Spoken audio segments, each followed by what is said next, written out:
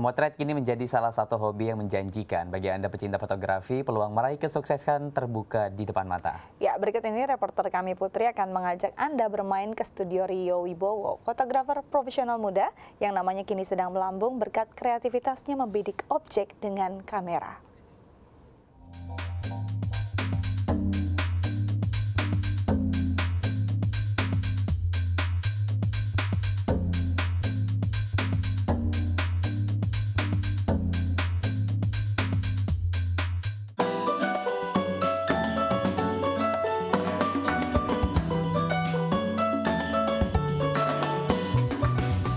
Mengabadikan tiap momen dan kemudian membagikannya dalam media sosial menjadi semacam candu bagi banyak kalangan, terutama anak muda.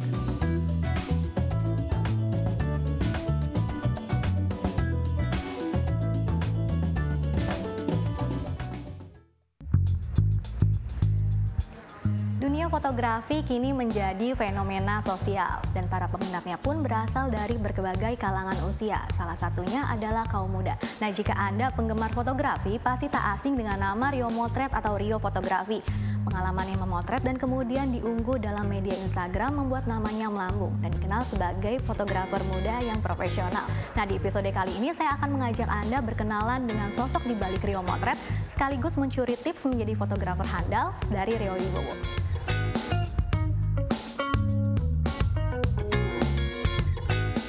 Dunia fotografi yang dulu identik dengan jurnalistik, kini berkembang menjadi hobi yang diminati banyak kalangan khususnya kaum muda.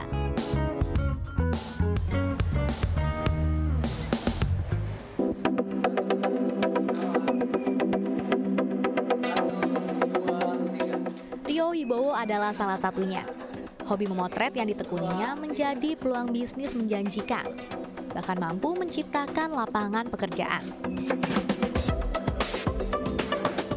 Yap, berangkat dari hobi yang ditekuninya sejak umur 18 tahun, kini Rio telah dikenal sebagai fotografer muda profesional yang memiliki 2 studio fotografi dan memperkerjakan 20 karyawan. Mengawali karirnya sebagai fotografer di tahun 2004, awalnya Rio hanya memperoleh bayaran sebesar Rp50.000.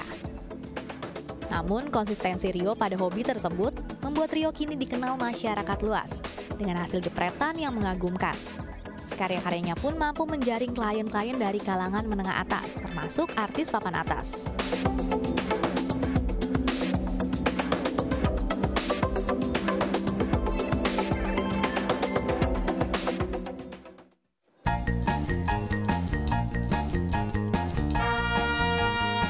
Nah, di episode kali ini saya berkesempatan melihat aksi Rio memotret di studionya di kawasan Pluit, Jakarta Utara. Nah, setelah melihat cara kerja Rio, saya pun baru tahu bahwa seorang fotografer selain wajib memahami teknik memotret, juga dituntut mampu mengarahkan pose model dengan estetika dan gaya bercita rasa tinggi. Tak hanya itu, mengingat tak semua orang terbiasa difoto oleh fotografer profesional, maka yang menjadi tantangan terbesar seorang fotografer adalah harus mampu membuat model nyaman saat dipotret.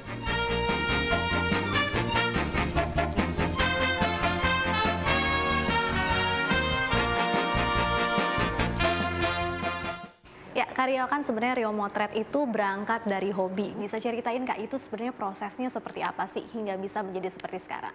Ya, sebenarnya awalnya itu saya dari memotret teman sendiri. Ya. Jadi itu sekitar 10 tahun yang lalu, emang dasarnya kan saya dari hobi gitu kan. Jadi dari hobi itu saya coba beli kamera, terus coba motret teman-teman sendiri sambil belajar-belajar gitu. Sampai akhirnya saya sempat masuk ke majalah fashion waktu itu gitu, salah satu majalah fashion. Nah, dari situ saya banyak dapat ilmu gitu, dapat knowledge ya. Nah, dari situ saya mulai cinta sama fashion photography gitu. Dari situ awalnya sih sebetulnya. Oke, diawali sejak tahun 2004 dan awalnya katanya dibayar Rp50.000. Bisa diceritain Kak gimana suka dukanya? Kan prosesnya cukup panjang tuh.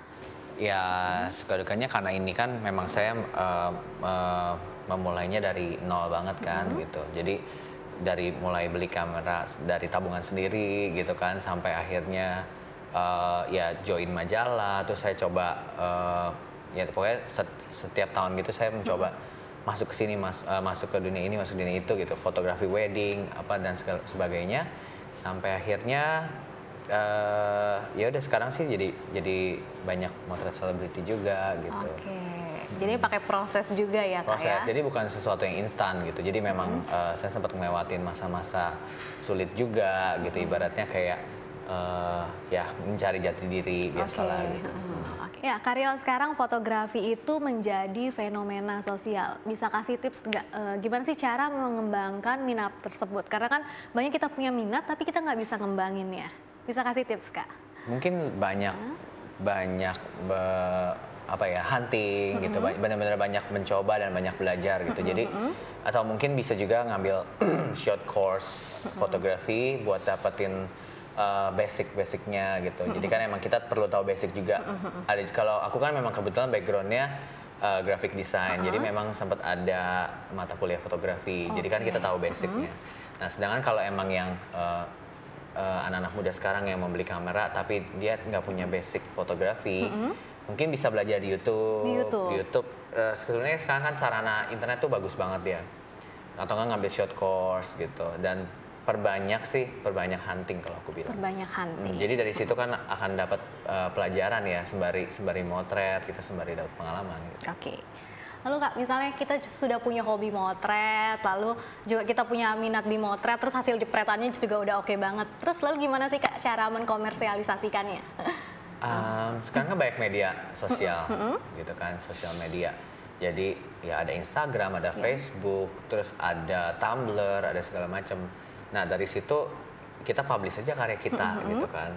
Publish karya kita yang dan dipilih juga. Kalau menurut aku ya di sosial media itu kita jangan posting sembarangan. Maksudnya jangan yang lebih baik kita seleksi yang kualitasnya paling bagus, yang standarnya paling bagus menurut kamu gitu. Itu aja yang kamu posting gitu. Jadi jangan posting sembarangan. Maksudnya dari galeri kamu itu yang akan dilihat sama orang, itu akan menentukan quality kamu juga. Itu orang akan melihat kan, oh nih kamu hasil karya bagus gitu kan. Makanya aku bilang lebih baik posting karya-karya yang bagus di sosial media gitu.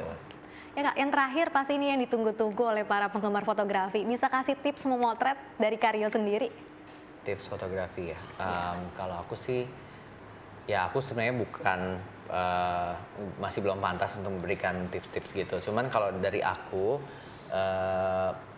yang pasti kita harus nyaman dengan kamera kita sendiri, yang nggak harus mahal, tapi kita udah mengenal dengan baik kamera itu seperti apa. Jadi shortcutnya itu semua kita udah hafal. Jadi walaupun menggunakan kamera yang tidak terlalu mahal, kita harus nyaman. Pertama, nyaman dengan kamera sendiri.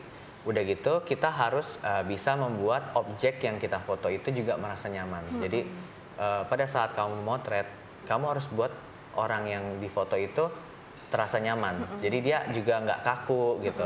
Nah itu juga salah satu cara aku motret gitu, supaya klien aku berasanya nyaman. Kita ajak ngobrol, bikin dia, ya pokoknya jangan sampai dia berasa tegang. Soalnya kalau model yang tegang itu nanti akan menghasilkan foto yang jelek gitu. Oh, seperti itu.